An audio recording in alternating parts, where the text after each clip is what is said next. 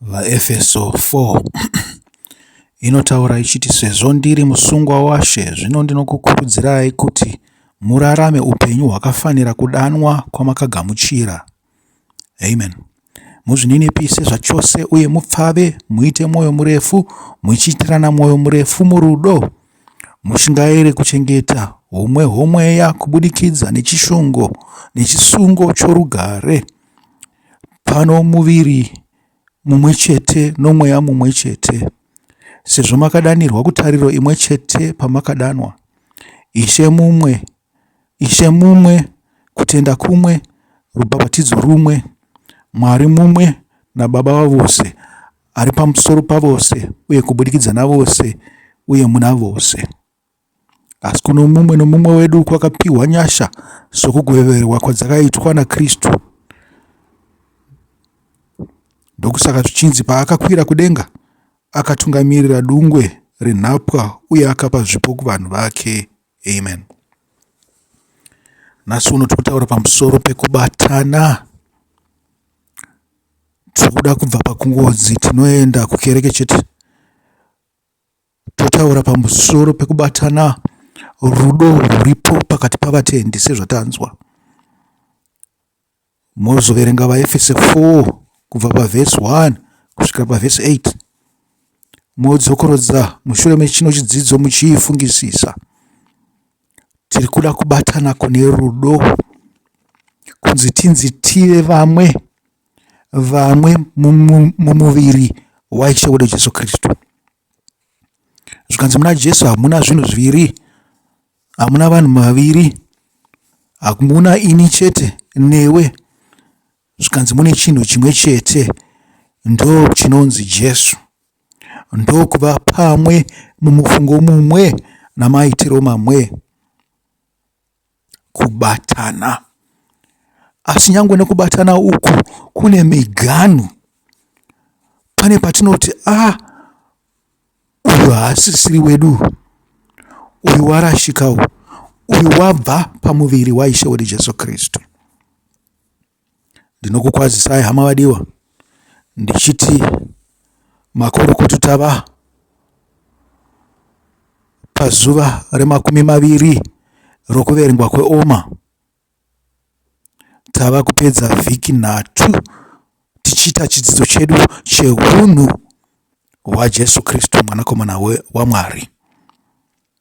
Naizvozvo tiri kudzidza muviri waIshe wedu Jesu Kristu. Ngatitangei namaropafadzo. Zvikanzi makaropafadzwa imi Mwari Baba muriko kumusoro, Baba wedu ari kudenga, musiki wezvinhu zvose. Zvikanzi ndimi makatipa mirayiro yenyu inotitsvenesa. Mukatirayirawo pamusoro peKuverengwa kweOmer. Rino izuva re12, zvichireva vhiki 2 namazuva 6 okuverengwa kweOmer. Ngatitangei nechinhu chinonzi hukama hwakanaka husina kumbonzwikwa muBhaibheri. Huripo pane nzvimbo imwe chete mumagwaro. Hatiende pana 1 Samuel 18 tinzwe kuti zvinonzi kudini. Tongoverenga zvedu kubva pa 1 Samuel 18 verse 1 to 9. Zvikanzi Dhavhidhi akati apedza kutaura naSauro, Jonatani akanamatirana naDhavhidhi mumweya uye akamuda sezvaaizvida iye. Amen. Kubva pazuva iroro Sauro akachengeta Dhavhidhi uye haana kuzomutendera kuti adzokere kumba kwababa vake. Amen. Uye Jonatani akaita sungano naDhavhidhi nokuti aimuda sezvaaizvida iye. Amen.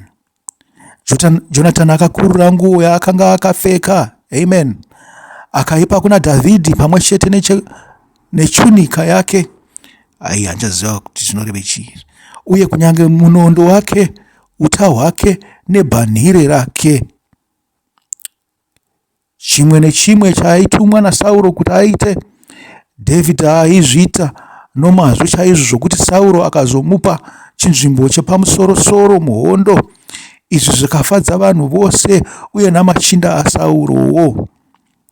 Varume vakati vodzoka kumba mushure mokunge Dhavhidhi auraya muFiristia, vakadzi vakabuda kundochingamidza mambo Sauro vachibva kumaguta ose aIsraeri, vachiimba vachitamba nziyo dzomufaro namatambureni nenyere.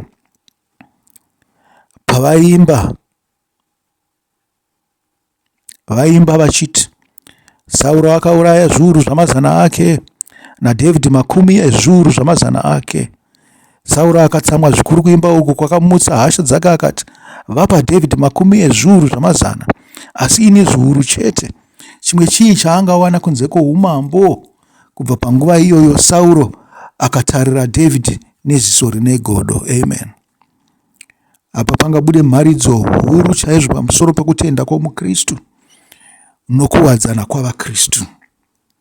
Asi handizvo zvatiri pokutarisa, tiringotarisa kubatana zvinoenderana nomuviri waKristu Jesu, zvinoenderana nehunhu hwaIshe Jesu Kristu, chinhu chatinofanirwa kunge tinacho isu savatendi vateveri vaIshe Jesu Kristu. Takada kuti tsika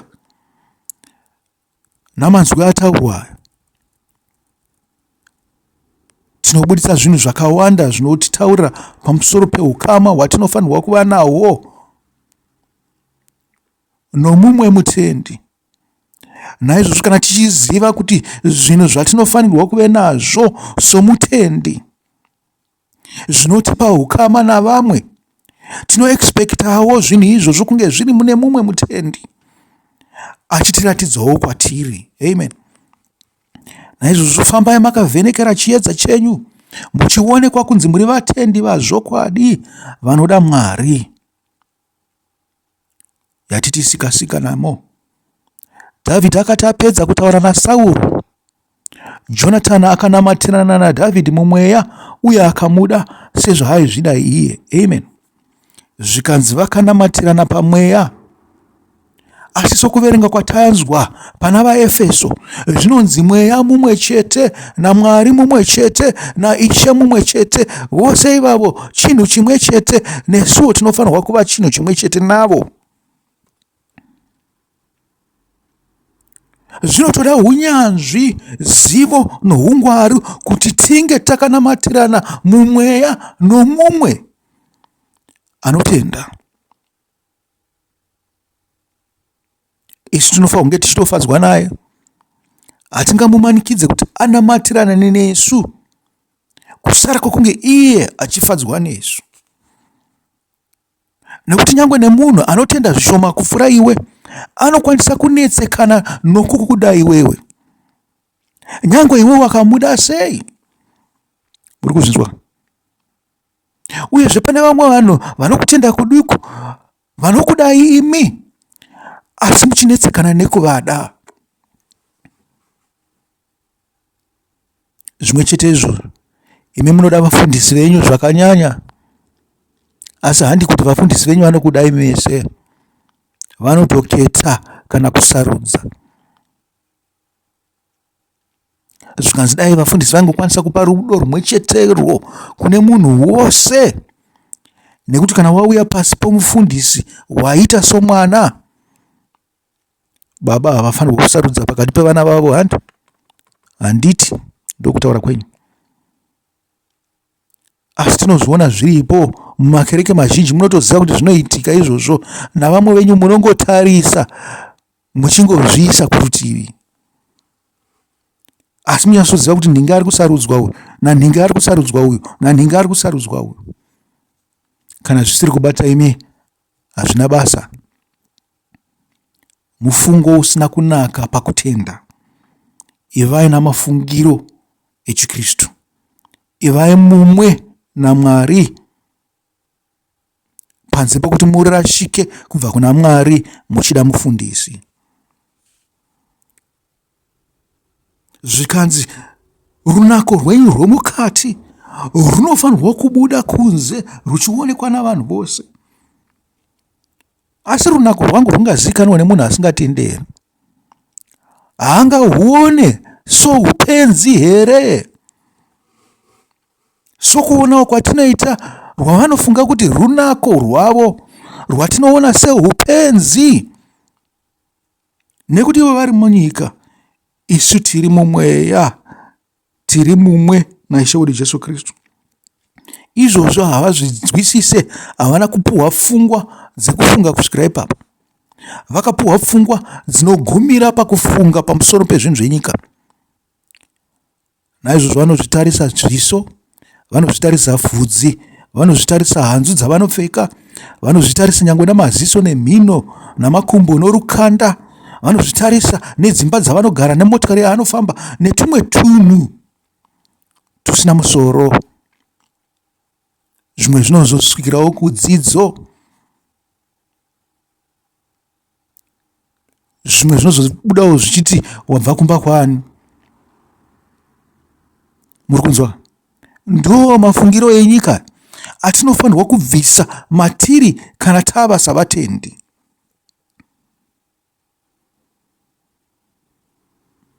Ukama hwaDhavhidhi naSauro hunotsanangurwa patatu zvakanyanya. Asi ngatitarisei pana ipapo pataverenga apa, tigozotarisawo pana 1 Samuel 20. Manzwa pavhesi yekutanga uzu pabuda zvinhu zviviri. Ndichatanga kutaura nechekutanga. Zvikanzi akanamatirana naDhavhidhi mumweya, zvinoreva kuti tinofanirwa kunge tiri chinhu chimwe chete. Naizvozvo kana wakaona munhu anotenda, uchiziva kuti kutenda kwakaita sei, unofanirwa kunamatirana naye, nekuti ndiye hama yako, ndiyewo mumba wako, kupfuura baba vako namai vako.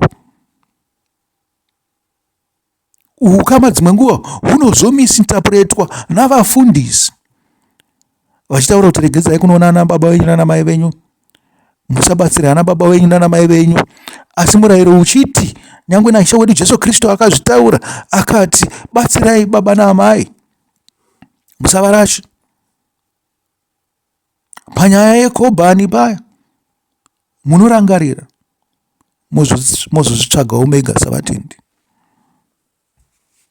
Kunamatirana pamweya mumwe, mweya mumwe weshoko raMwari, wokuziva kuda kwaMwari. Ngatinamatirane pamweya, sokunamatirana kwamunoita imi dzimwe nguva nehama dzenyu. Pane vamwe vanhu vamunoda, zvida iwe wakanamatirana nemukadzi wako, sezvo murayiro uchiti namatirana nemukadzi wako kana nemurume wako. Zvikanzi mava chinhu chimwe chete. Apa taakuudzwa kunzi chinhu chimwe chete ichi chinokwanisa kubuda pakutenda kwatinako. Ibond, imarriage iyi yatinayo navamwe vatendi. Tava muviri mumwe chete, uri pasi pemuviri waishe wedu Jesu Kristu. Tiri muviri mumwe chete muna Kristu, zvichireva kuti tiri muviri mumwe chete wemurayiro waKristu. Tiri muviri mumwe chete werudo. Ukama pamweya.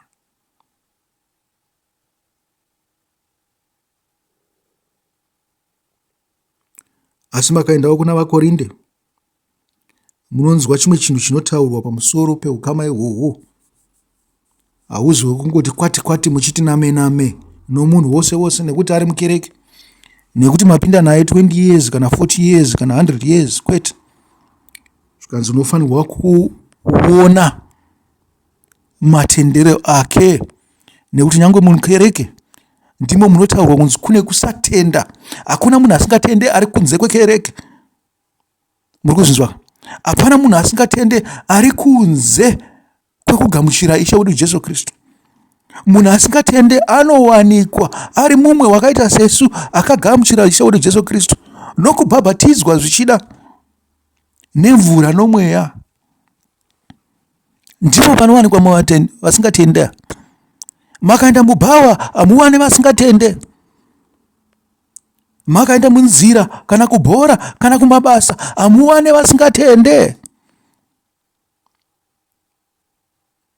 Munhu asingatende ndiyo waunowana mukati mekereke, waunopinda naye mazuva ose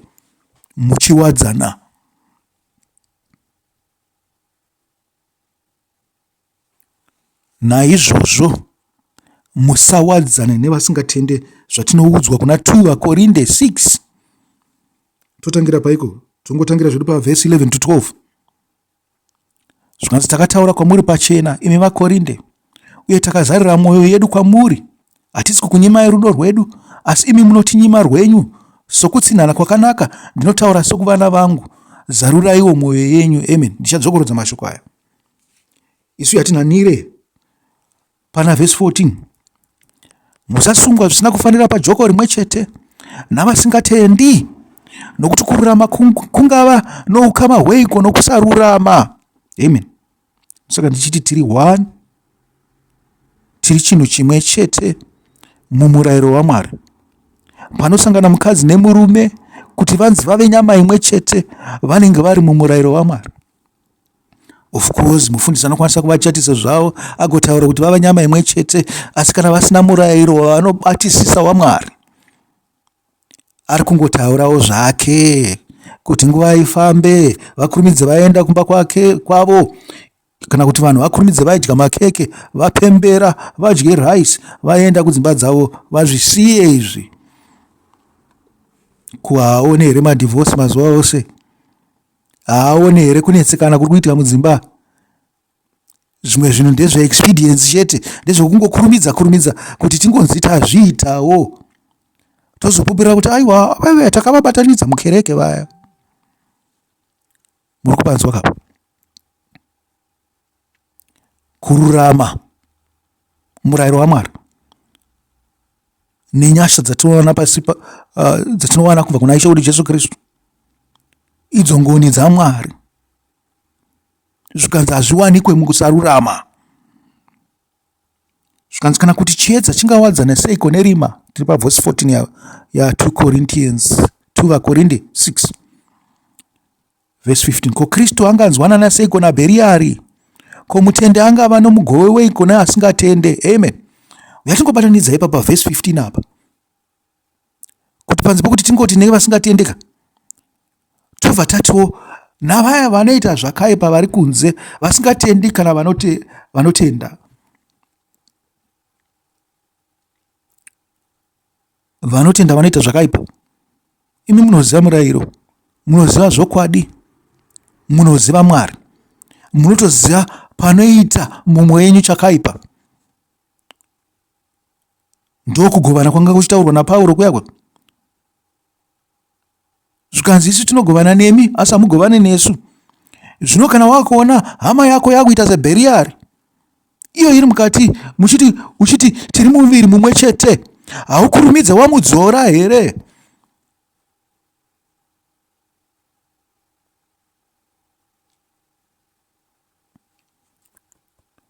Ko temberi yaMwari ingatenderana seiko nezvifananidzo? Nokuti tiri temberi yaMwari mupenyu, sezvazvakarehwa naMwari, achiti ndichagara pakati pavo ndigofamba navo, uye ndichava Mwari wavo, ivo vagova vanhu vangu. Apa tanga takafanirwa kungoverenga chi kusvika pavhesi 18 chete. Saka toti, saka budai mubve pakati pavo uye muzvitsaure. Tinoziva kuti muri mukereke imwe chete, asi zvitsaurei kuna vanhu ava. Ndizvo zvinotaura Ishe. Nekuti Bhabhironi hariwanikwe kunze kwekereke, rinowanikwa mukati mekereke. Musabata chinhu chine tsvina, ini ndigokugamuchirai. Amen. Ukama naMwari ka hwatiri kutsvaga, hwatiri kukudza kupfuura zvimwe zvinhu zvose. Ndichava baba venyu, uye imi muchava vanakomana vangu navanasikana vangu. Ndizvo zvinotaura Ishe wamasimba ose. Muri kuona, tambotaura kubatana, asi kubatana kune miganhu yataudzwa. Zvine zviri kutaurwa vanhu vari mukereke, vanhu vanoti vanotenda. Muri kuzvinzwa? Asi kutaurwa kunzi vari kumabhawa, ndo vari kutaurirwa zvinhu kwete, kuti imimi musabatane navo. Nekuti nyangwe navari kumabhawa, nyangwe mhondi, nyangwe mhombwe, nyangwe ngochani, nyangwe zvimwe zvinhu zvose izvi, pane patinosangana navo nokudya navo sezvaiita Ishe wedu Jesu Kristu. Panenge pane chinangwa ipapo chekuti vauye mukutenda, nekuti munhu wava mukati wava kutenda haangasarirwe pamusoro pezvinhu zvakare zvaaita izvo.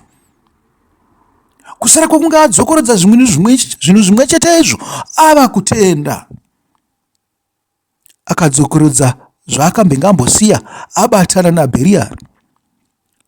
Tinofanirwa kumusarura, asi tinofanirwa kumudawo tichimuudza kuti hama, tendeuka uponeswe.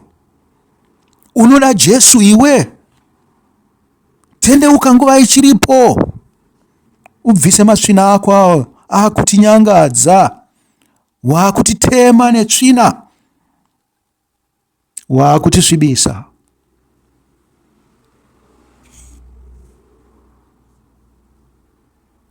Zvikanzi paita sungano, ndiyo sungano yatambotaura kai yemarriage. Sungano iri kubuda pavhesi ripi kora 1 Samuel 18. Sungano iri kubuda pakuti pavhesi 3, uye Jonatani akaita sungano naDhavhidhi nokuti aimuda sezvaaizvida iye. Mazwi ari kuramba achidzokorodzwa. Sungano. Ungaite sungano nemunhu wausingadi here? Pane vanhu vamunoti hamuonane navo.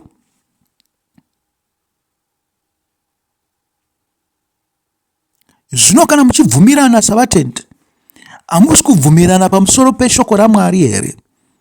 Mungabvumirane pamusoro pezvinhu zviri kunze kweshoko raMwari here?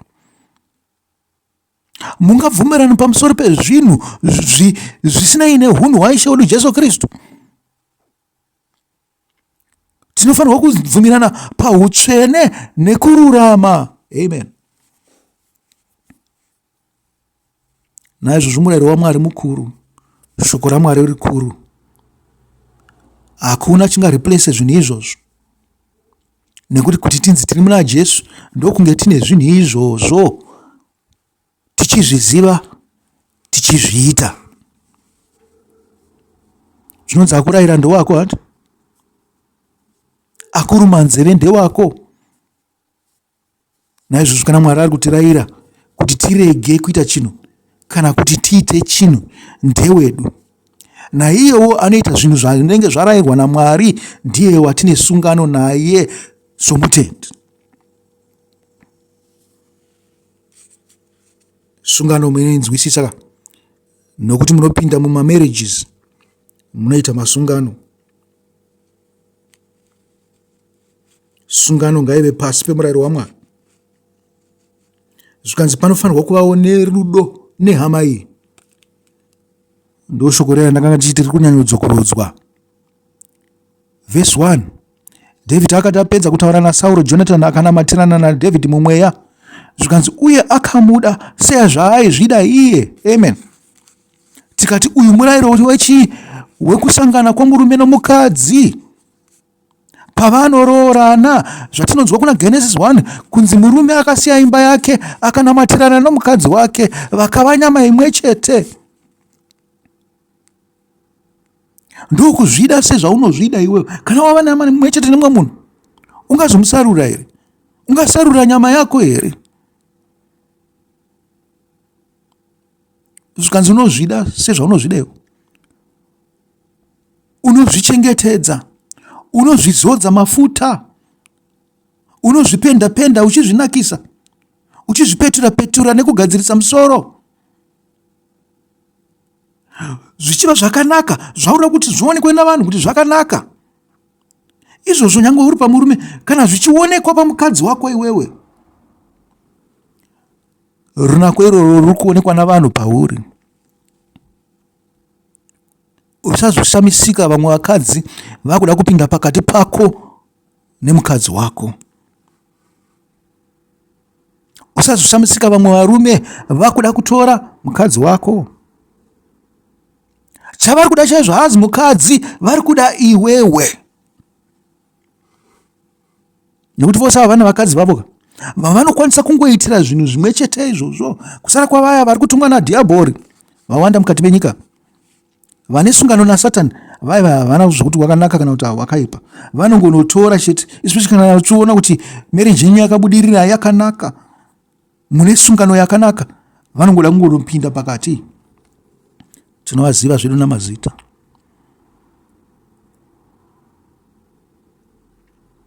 Muri kuvanzwa kapa? Zvikanzi akamuda. Murayiro wepiri unotitaurira uchiti ida wakwako sezvaunozvida iwe. Naizvozvo wazadzisa mirayiro yose miviri yokuda Mwari nesimba rako rose, nomweya wako wose, nepfungwa dzako dzose, nomwoyo wako wose. Wakuda iye wawaita sungano naye, nekuti akafanana newe, akafanana naMwari. Muri kuzvinzwa kaizvo? Tatarisa zvinhu zvitatu sofa: ukama pamweya, sungano. Tikatarisa rudo nehama, tisingoganhurira.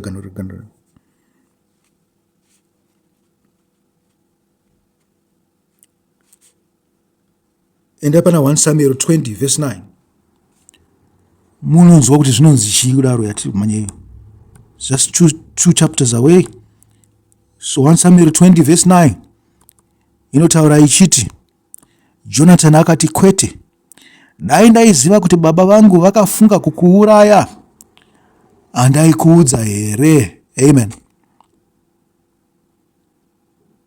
Ukama hunofura ukama hwaunahwo hwenyama. Rudo runofura rwaunarwo rwenyama, rwehama dzako, dzerudzi rwako. Murupanzwa? Kubatana uku unotokwanisa kubatana nemwe munhu kupfuura kubatana kwawakaita nemukadzi wako, nekuti kazhinji munonyengerana kana muchipinda mumamarriages. Ndezvekuda kubatana. Vamwe vanoti aiwa vanhu ngavambogara nguva refu vambodzidzana vazivane vozororana.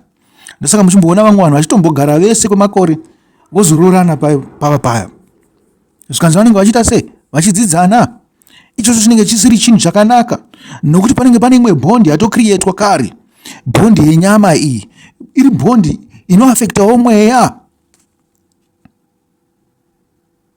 Nekuti kana munhu watongoita bonde naye, watomuita mukadzi wako, uchazoda kuti azoita mukadzi wani? Naizvozvo kana watongofunga kupinda mumba nemukadzi muchida kumboonana, itoziva kuti muchatongopesera marorana, nomeita kuti hamuri kupindirana here kana kuti muri kupindirana. Chamaitira kuti mupinde mumba mumwe chete, huhure, ibonde, hupfambi, prostitution. Ndo hukama hwamaestablisha we. Naizvozvo mava nehukama hweprostitution, sezvinotaura Pauro achiti mava nyama imwe chete. Zvikanzi wakarara nemukadzi nzenza, wava nyama imwe chete naye. Zvikanzi hamuzive here kuti muri temberi dzaMwari? Mazvidza Mwari, makudza upombwe. Upombwe tingatohukudza, makudza prostitution. Makatozongobva ipapo munenge makuita upombwe. Unenge wasiya wenyama yako. Kurambana kwenyu hakutenderwe kuna Mwari. Mabatana panyama ipapo matangirei naizvozvo izvo.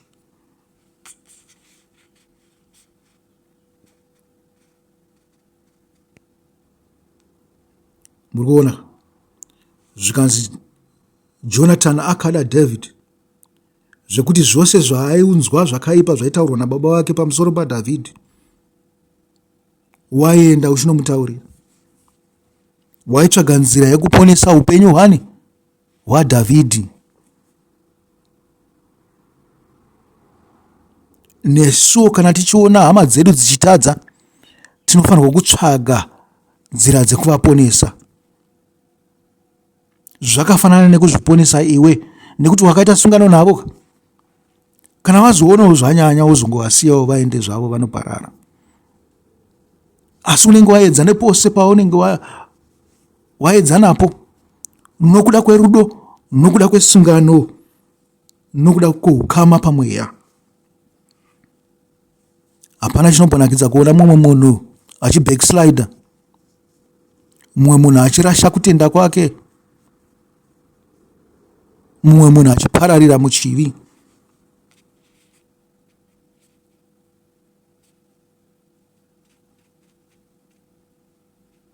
Rubana zvikanzi Hukama pakati penyu nomutendi, mutendi nomutendi hwakasimba kupfuura a family bond. Asi zive maboundaries, nokuti mose munofanirwa kuchengeta hama dzenyu dzimwe dziya dziri kunze kwavatendi, kana kuti vanotenda, ana baba venyu naamai venyu nehama dzenyu panyama munofanirwa kudzichengeta. Haikona kuzvirasha izvozvo. Zvikanzi pana 1 Samuel 19 verse 1-7, shoko iro rinobudisa nyaya yekuti tinofanirwa kuita intercede for one another. Mapaunawo here ipapo? 1 Samuel 19 verse 1-7. Sauro anoedza kuuraya Davidhi. Zvangofanana kuti Satani ari kuedza kuuraya mumwe mutendi. Zvikanzi Sauro akataurira mwanakomana wake Jonatani navaranda vake vose kuti vauraya Dhavhidhi. Asi Jonatani aida Dhavhidhi zvikuru, akamuudza akati, baba vangu Sauro vari kutsvaga mukana wokukuuraya. Ungware mangwanani uende undovanda uye ugare ikoko. Ini ndichabuda ndigondomira nababa vangu mumunda maunenge uri, ndichataura navo pamusoro pako ndigozokuudza zvandinenge ndaona. Intercession guy. Jonatani akataura zvakanaka pamusoro paDhavhidhi kuna Sauro baba vake, akati kwavari, kurevererana. Muri kuzvinzwa? Ndozviri kubuda paverse 4. Pari kunzi Jonatani akataura zvakanaka pamusoro paDhavhidhi kuna Sauro baba vake, akati kwavari, zvikanzi akareverera Dhavhidhi. Nyangwe baba vake vakanga vamuvenga, akareverera Dhavhidhi. Isi tinoreverera kunaniko? Kuna Mwari, nokuti hama yedu yakurashika, hama yedu yapinda pakuedzwa ikakundikana. Tomumboreverera pamusoro pezvakanaka zvaaita, chiti Mwari itai nyasha, mumudzore zvakare kwaari. Sandisai simba renyu, musamupe kuna Satani kuti aparare. Tinenge takukumbira divine intervention. Hatichakumbira zvemasimba edu kana zvoungwaru hwedu nehunyanzvi hwedu wokuporesa vanorwara kana wokunamatira vana madhimoni. Takukumbira Mwari kuti apinde iye pachake aponese mutende arasikawo. Zvikanzi mambo ngaarege kuita zvakaipa kumuranda wake Dhavhidhi. Haana kukutadzirai uye zvaakaita zvakakubatsirai zvikuru kwazvo. Akabata upenyu hwake mumaoko ake paakauraya muFiristia. Jehovha akakundira vaIsraeri vose nokukunda kukuru, uye imi makazviona mukafara. Zvino munoitireko zvakaipa kumunhu asina mhosva saDhavhidhi nokumuuraya pasina chikonzero? Sauro akateerera kuna Jonatani akaita mhiko iyi achiti, zviro kwazvo naJehovha mupenyu, Dhavhidhi haangaurayiwe. Saka Jonatani akadana Dhavhidhi sapamazuva akare, akamuudza zvose zvavakanga vataurirana, akauya naye kuna Sauro, uye Dhavhidhi akava naSauro. Amen. Muri kuona flip flop yaSauro. Kana tichitarisa passage, Sauro ari kuflipa. Pane imwe instance ari kurepresenta Satani nanani nemadhimoni nemweya yakaipa. Satani, madhimoni nemweya yakaipa. Asi pagwaro rimwe chete izvo Sauro ari kurepresenta baba Mwari. Apa paari kurepresenta madhimoni haasiri baba waJonatani. Ubaba hwake hunoonekwa pano Jonatani paanoenda kwaari kuti anoreverera Dhavhidhi. Sezvo vakasungana vava chimukoma nemunin'ina, vava nyama imwe chete, vakutongoita kunge vose vakabva pana Sauro. Hapana munhu akabva pana Satani. Asi zivai chinhu ichi, kuti chinhu chaunenge waita chakaipa, kana kuti chinhu chinenge chaitika pauri chakaipa, chichikuvadza iwewe, achimboitika kusari kwokunge chabvumidzwa naMwari. Mwari ndiye mukuru pazvinhu zvose. Ndasaka pane flip flop iyi, kuti Sauro anombomirira Mwari, Sauro ombomirira chidhiabhori. Maminitsi ari kufamba, tinozvipedza here izvo? Tinofanirwa kunzwiranawo.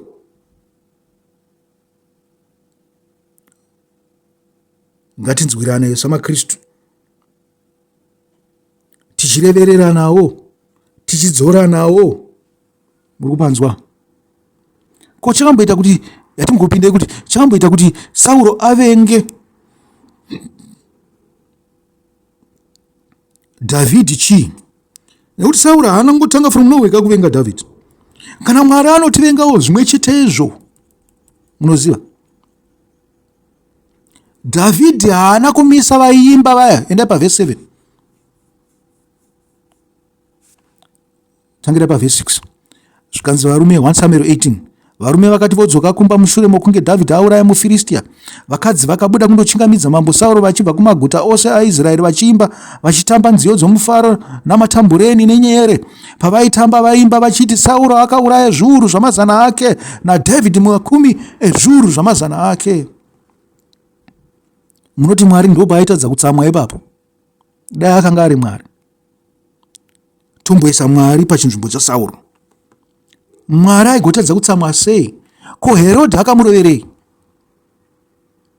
Herodhi haana kumurova akaita honye here nekuti akanga akudzwa navanhu veTire? Mwari anoda vanozvikudza here? Dhavhidhi aifanirwa kumisa kuti munodarireiko muchiimba zvakadaro? Munofanirwa kukudza mambo kufureni. Saka Sauro kuvenga kwakaita Dhavhidhi kwanga kusiri misplaced. Ngatigadzirisei ipapo. Kwanga kune chikonzero. Akanga asingafanirwe kukudzwa kufura mambo. Nekuti nyangwe naMwari haadi vanhu vanozvikudza kufura iye. Nekuti kana wazvikudza kufura iye, unenge waizviita chifananidzo kuvanhu ivavo. Watotsausa vanhu. Munoziva zvakaitwa imi ndiSauro here paaikudzwa? Wamakuti Pauro uya, paaida kuitirwa chifananidzo, paaida kubayirwa papa, vanhu vakamutakura vachifara vachiti vaMwari vava pano, haana kudzora vanhu here? Dhavhidhi akadi kudzora vanhu.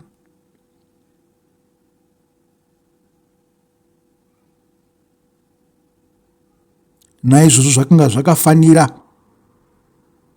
kuti Sauro atsamwe, sekutsamwawo kunongoita Mwari kana isusu taakuzvikudza. Nyangwe tikakudzwa navanhu chaizvo tinofanirwa kuvadzora kuti imi dzikisai manzwi enyu tinganzwikwe tikaparara. Mirai zvamuri kuita izvozvo, kudzai Mwari pachinzvimbo changu, kudzai mambo. Tataura pamusoro pehukama pamweya. Zvino tiri kunzi apa pataverenga manje apa, pakanzi Sauro akatsamwa zvikuru. Chii chaparadzanisa Dhavhidhi naSauro? Iye Sauro ambenga achiti, iwe chiregedza kudzokera kumba kwako wangu wangoita semwanakomana wangu Jonatani. Ngatingwarirei isusu zvinhu zvinotiparadzanisa navanhu vanotiparadzanisa. Isu savatendi tinokwanisa kuparadzana pachedu, uyezve tinokwanisa kuparadzaniswa naMwari. Naizvozvo kana tine rudo savatendi, hatitarise zvinhu zvinotariswa nenyika, zvandambotaura zvayo, kuti hatitarise zvinhu zvemari, hatitarise mabasa, hatitarise kuti wakawana here kana kuti hauna kuwana, hatitarise rudzi, hatitarise kuti unobva kupi, nyika yako ndeipi, Tinoedza nepose kuedza kuavoida zvinhu zvese izvozvo izvi, kuti zvine mwero mukati mehukama hwedu pachiKristu. Musatombozvikonsida zvenyu pamunoita hukama mukati mekereke navanhu vanotenda Mwari,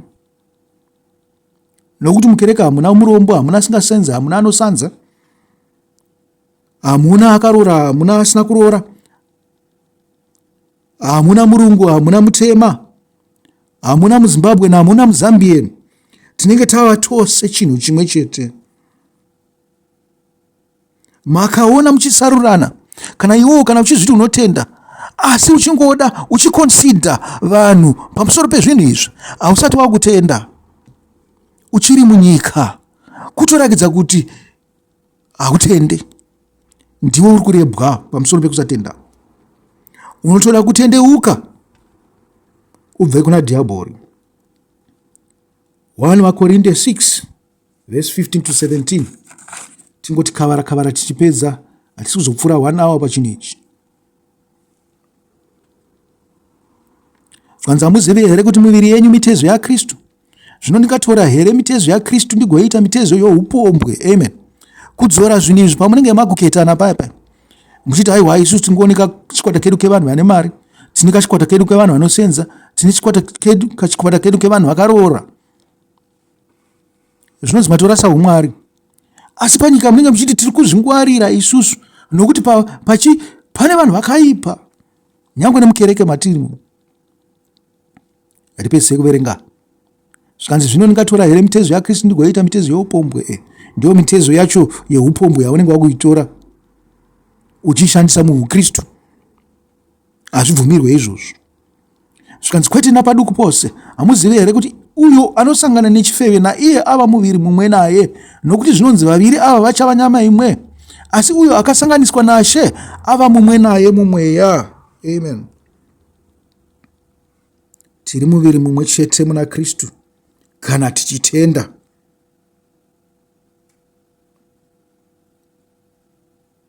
Zvikanzi Jesu wakadya navatadzi,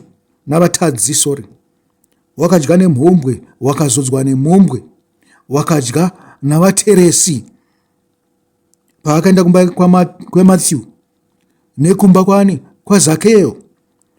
VaFarisi vakati, ko uyu sei mukuru wenyu achidya nemhombweyo, achidya navateresi, sei achidya navatadzi? Ndo pandataura paya kuti zvasiyana. Iro rabasa raMwari raaita rekuunza vanhu kuna Mwari, uyezve kana avaunza kuna Mwari haachavasarudza nekuda kwezvaayamboita kare, nekuti naivo vanenge vava nyama imwe chete naye. Saka tinofanirwa kugara tichigoverana, tichipfekedzana sekupfekedzana kwakaita zvikanzi David, zvikanzi Jonatani wakabvisa hanzu dzake akapa kunaniko? Kuna David. Ndokugovana shoko raMwari kaikoko. Tinofanirwa kugara tichipfekedzana kuti kunyara kwedu kubve, nekuti mumwe anenge asina kupfekedzwa. Hatizi hembe chaidzo dzinenge dzichirebwa naMwari kuna Isaiah 58 kuya. Tinofanirwa kupfekedzana neshoko raMwari, nokudzidzisana shoko raMwari, nokugoverana.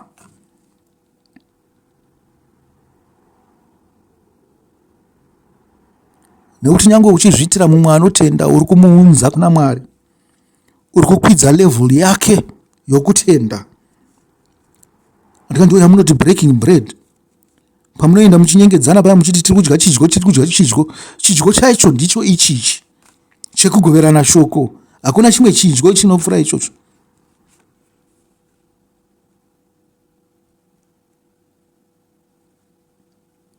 Rangarirai kuti pakuunza vatadzi apa tinenge tisina hukama navo, tiri kungonoraura kuti vanhu vauye kuna Mwari. Tinozoita mukama navo taona kuti vari kutenda sei. Pose apa tinenge tingoedza kungovapfekedza vachikura, vachionekerawo kusvikira taona kuti ava vanhu vatova sesu.